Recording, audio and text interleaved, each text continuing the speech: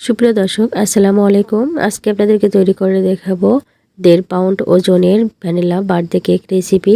আশা করছি আপনাদের কাছে ভালো লাগবে। কেকের বেস থেকে শুরু করে সব কিছু আজকে শেয়ার করব।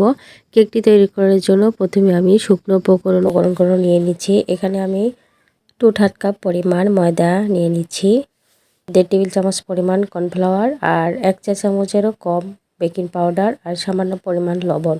তো শুকনো উপকরণগুলো চেলে নিচ্ছি। তো শুকনো উপকরণগুলো আরও 2 বার চেলে নিয়েছি, এতে করে কেকটা কিন্তু বেশি সফট হবে। চেলে নেওয়া হয়ে গেলে একটা স্প্যাচুলা দিয়ে ভালো করে মিশিয়ে নিয়ে এক সাইডে রেখে দেব। আর এখানে একটা মিক্সিং বলে স্বাভাবিক তাপমাত্রায় থাকা 3টা ডিম নিয়ে নিচ্ছি। আর আপনাদের ডিম যদি ফ্রিজে থাকে তাহলে ফ্রিজ থেকে প্রায় 1 ঘন্টা বা আধা ঘন্টা আগে ফ্রিজ থেকে নামিয়ে নর্মাল করে নেবেন। তো এখানে আমি ডিমের কুসুমটাকে আলাদা করে নিচ্ছি। এখন যে ডিমের সাদা অংশ আছে সেটা আমি একটা বিটারে বিট করে নেব। তো 30 সেকেন্ডের মতো বিট করে নিয়েছি। এখানে আমি মিষ্টির জন্য চিনি দিয়ে দিলাম 1/2 কাপ পরিমাণ। তো চিনিটা আমি অল্প অল্প করে দিয়ে বিট করে নিচ্ছি। তো চিনিটা দেওয়া হয়ে গেলে চিনিটা গলা পর্যন্ত বিট করে নেব। তো আমার বিট করা হয়ে গেছে। এখন আমি যে ডিমের কুসুমটা রেখেছিলাম সেই কুসুমটা দিয়ে দিচ্ছি, 1 চা চামচ পরিমাণ ভ্যানিলা এসেন্স আর 1 টেবিল চামচ পরিমাণ তেল। তো তেলটা দেওয়ার পর খুব বেশিক্ষণ বিট করা যাবে না, 10 থেকে 15 সেকেন্ড বিট করে নিলেই হবে। তো বিট করা হয়ে গেছে। এখন আমি শুকনো উপকরণগুলো দিয়ে দিচ্ছি আর শুকনো উপকরণগুলো আমি আবারও চেলে দিচ্ছি। আর শুকনো উপকরণগুলো দেওয়ার পরে খুব বেশি জোরে জোরে মেশানো যাবে না, খুবই আলতো হাতে সময় নিয়ে মিশিয়ে নিতে হবে। তো আমি শুকনো উপকরণগুলো 2 বারে চেলে দিচ্ছি, দিয়ে আবারও ভালোভাবে মিশিয়ে নিচ্ছি। একটু সময় নিয়ে এই শুকনো উপকরণগুলো মিশিয়ে নেবেন, এতে করে ডিমের ফর্মটা কিন্তু বসে যাবে না আর কেকটাও সুন্দর হবে।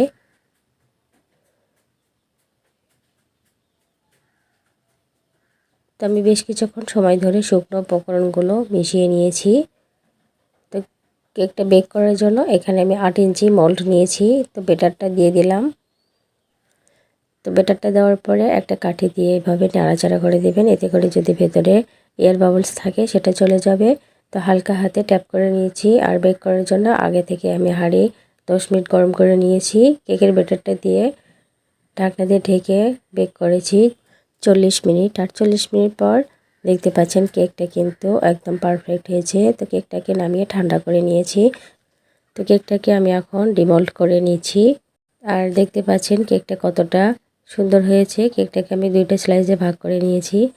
আর কেকটা ক্রিম লাগিয়ে ক্রাম কোট করে নর্মাল ফ্রিজে রেখেছিলাম 10 মিনিটের জন্য। আর 10 মিনিট পরে একটা পাইপিং ব্যাগে ক্রিম ভরিয়ে নিয়ে কেকটাকে কভার করে নিচ্ছি। তো আমি সাইডে আর ওপরেও ক্রিমটা লাগিয়ে নিলাম। তো এখন আমি ক্রিমটাকে ফিনিশিং দিয়ে নিচ্ছি। প্রথমে সাইডের অংশ ফিনিশিং দেওয়া হয়ে গেলে ওপরের অংশ আমি ফিনিশিংটা দিয়ে নিচ্ছি। তো ফিনিশিং দেওয়া হয়ে গেছে। এখানে আমি গ্রিন কালার দিয়ে ওপরের অংশটুকু আমি কালার করে নিচ্ছি। আর এখানে একটা পাইপিং ব্যাগে গ্রিন কালার ভরিয়ে নিয়ে তো এভাবে আমি মাঝখানে বর্ডার দিয়ে দিচ্ছি। আর এখানে আমি রেড কালার দিয়ে এই কালারটা নিয়ে এসেছি। আর এখানে আমি 224 নাম্বার রোজ নজেল দিয়ে এভাবে চেরি ফুলটা করে নিচ্ছি।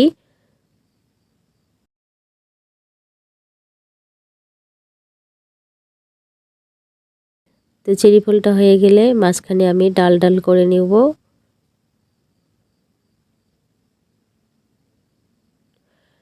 আর চেরি ফুলের মাঝখানে আমি সাদা কালার দিয়ে নিয়েছি।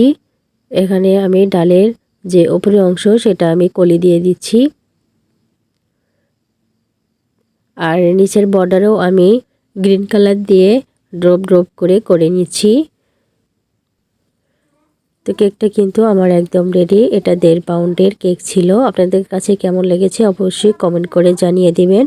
ভিডিওটি ভালো লাগলে লাইক কমেন্ট শেয়ার করবেন। আজকের মতো বিদায় নিচ্ছি। আল্লাহ হাফিজ।